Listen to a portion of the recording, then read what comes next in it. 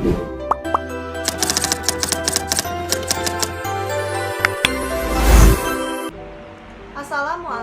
warahmatullahi wabarakatuh. Perkenalkan, nama saya Azmi Muharika dengan NIM 119401031 semester 6 kelas A jurusan Bimbingan dan Konseling Islam Fakultas Dakwah dan Komunikasi Universitas Islam Negeri Sunan Gunung Jati Bandung. Pada kesempatan kali ini, izinkan saya memberikan materi tentang memanfaatkan potensi diri dan lingkungan untuk kesejahteraan bersama. Nah, sebelum kita mengenal lebih jauh tentang potensi diri dan lingkungan untuk kesejahteraan bersama, ada baiknya kita mengenal dulu nih, apa itu penyuluhan sosial. Dalam Peraturan Menteri Republik Indonesia Nomor 10 Tahun 2014 tentang penyuluhan sosial pada bab 1 tentang ketentuan umum, pasal 1 yang berbunyi, penyuluhan sosial adalah suatu proses pengubahan perilaku yang dilakukan melalui penyebarluasan informasi, komunikasi, dan juga motivasi serta edukasi oleh penyuluh sosial baik secara lisan, tulisan, maupun peraga kepada kelompok sasaran sehingga muncul pemahaman yang sama, pengetahuan, dan juga kemauan guna berpartisipasi secara aktif dalam penyelenggaraan kesejahteraan sosial. Penyuluh sosial adalah seseorang yang mempunyai tugas, tanggung jawab, dan wewenang dalam melaksanakan kegiatan penyuluhan sosial bidang penyelenggaraan kesejahteraan sosial.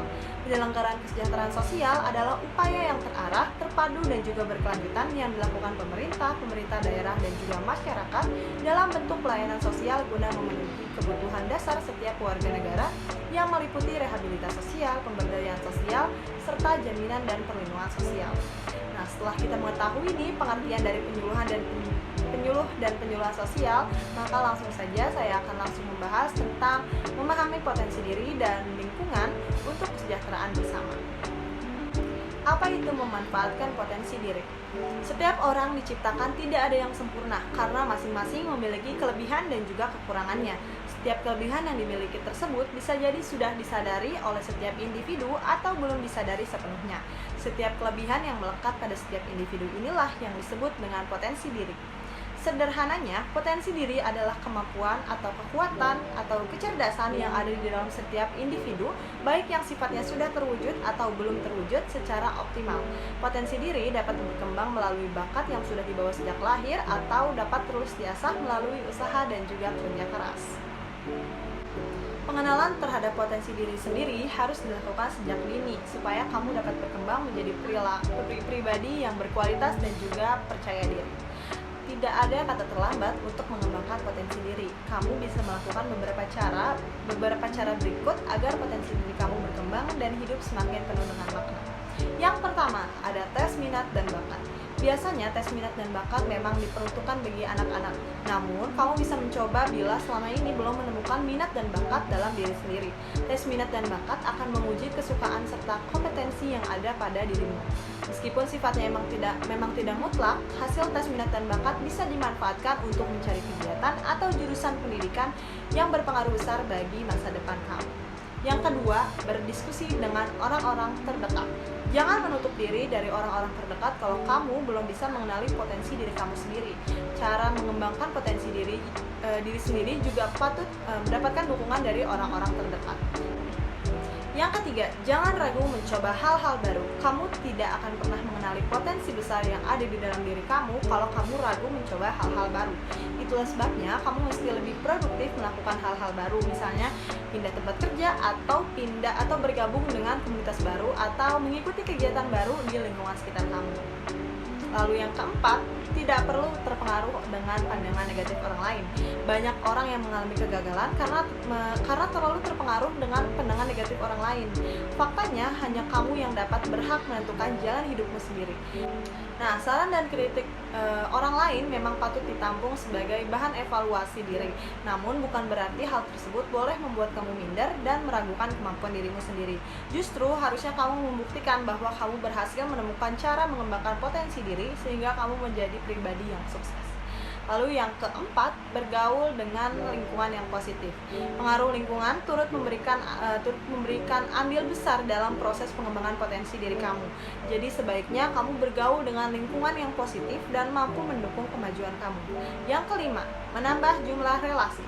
Jalinan relasi yang luas merupakan kesempatan baik untuk mengenali dan mengembangkan potensi diri sendiri. Bila kamu memiliki relasi yang luas, kamu bisa belajar mengenali karakter banyak orang dan bisa mendapatkan banyak pelajaran baru dari setiap orang.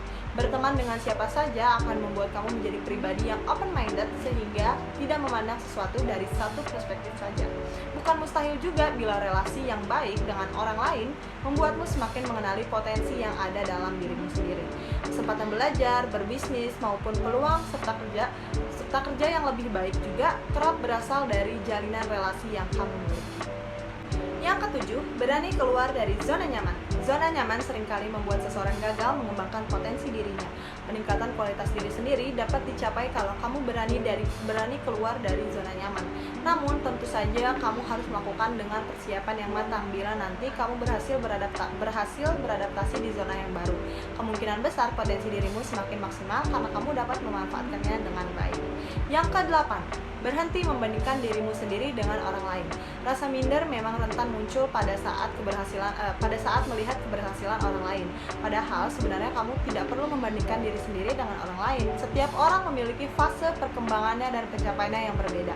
Jadi kamu hanya perlu fokus mengembangkan dirimu sendiri tanpa terpengaruh pencapaian orang lain. Jadikanlah keberhasilan orang lain sebagai motivasi yang membuatmu tergugah gitu untuk mencapai keberhasilan yang sama. Insya Allah kamu juga berhasil mengembangkan potensi diri semaksimal mungkin tanpa bayang-bayang orang lain. Yang kesembilan, menjalin persahabatan dengan orang-orang yang beda usia. Kamu bisa mendapatkan banyak pelajaran baru bila bergaul dengan orang-orang yang berbeda usia. Orang yang lebih muda membuatmu belajar tentang teknologi dan hal-hal yang bersifat kekinian. Sementara itu, orang yang lebih tua memiliki banyak pengalaman hidup yang bisa kamu jadikan bekal di masa depan, bekal di masa kini dan juga masa depan. Pergaulan yang positif membuatmu tidak sadar bersenang-senang, tetapi juga bisa mengambil banyak manfaat sehingga kamu dapat berkembang menjadi pribadi yang lebih matang dan dewasa. Yang ke-10, menerima kekurangan diri sendiri. Selain fokus menemukan cara mengembangkan potensi diri, kamu juga harus sadar bahwa setiap orang memiliki kekurangan. Kamu harus mampu berdamai dengan kekurangan tersebut supaya tidak merasa rendah diri. Kemudian, setiap orang memiliki minatnya berbeda. Minat yang merupakan hobi yang tidak sama dengan pengisi waktu luang, namun bisa dijadikan sebagai sarana mencari inspirasi atau menghilangkan penat. Riset dari pengamat wirausaha dari Amerika Serikat yaitu Thomas Stanley menyebutkan bahwa dari hasil penelitian yang dilakukan terdapat 86% orang yang sukses dalam usaha dan karir karena mereka mencintai dan meminati bidang usaha yang digelutinya. Lalu apa hubungannya memanfaatkan potensi diri dan lingkungan untuk kesejahteraan bersama? Dalam istilah umum, sejahtera menunjuk ke keadaan yang baik, yang makmur dan juga kondisi manusia di mana semua dalam keadaan sehat dan damai. Nah, menurut Sunarti pada tahun 2012, kesejahteraan adalah suatu tata kehidupan pada penghidupan sosial, material maupun spiritual yang diliputi rasa keselamatan, kesusilaan, dan juga ketentraman lahir batin yang memungkinkan setiap warga negara untuk mengadakan usaha-usaha pemenuh kebutuhan jasmani, rohani, sosial yang sebaik-baiknya bagi diri mereka, rumah tangga, dan juga masyarakat. Dilansir dari situs resmi Kementerian Pendidikan dan Kebudayaan Indonesia, ada beberapa upaya untuk mewujudkan kesejahteraan masyarakat, yaitu yang pertama, menciptakan program untuk mewujudkan sebuah desa dengan masyarakat yang sadar tentang kesehatan, gizi, pola hidup sehat dan bersih serta baik dalam jasmani maupun rohani. Yang kedua, menata kehidupan masyarakat yang aman, tertib dan taat hukum serta harmonis. Yang ketiga, memperkuat ketahanan sosial dan budaya masyarakat berdasarkan nilai luhur dan budaya lokal. Dan juga yang terakhir, pengembangan kreativitas masyarakat dalam memanfaatkan sumber daya alam. Nah, cukup jelas bukan bahwa jika kita bisa memanfaatkan potensi yang ada di dalam diri kita, kita dapat mencapai sebuah kesejahteraan bersama, bukan cuma untuk diri kita sendiri, bisa saja dengan memanfaatkan potensi yang ada di dalam diri kita bisa mensejahterakan orang lain. Maka dari itu kita perlu memanfaatkan potensi yang ada di dalam diri kita sendiri. untuk kesejahteraan bersama. Nah, pesan dari saya itu jangan ragu untuk melangkah ke depan karena kita nggak akan pernah tahu sesuatu yang baru tanpa mencobanya. Ingatlah mencobanya meskipun banyak jatuh bangun di dalam prosesnya. Ingatlah bahwa setiap usaha tidak akan pernah mengkhianati hasilnya. Sekian yang dapat saya sampaikan. Mohon maaf bila banyak kesalahan kata atau pengucapan serta pelafalan. Terima kasih. Sampai berjumpa di video-video selanjutnya. Wassalamualaikum warahmatullahi wabarakatuh.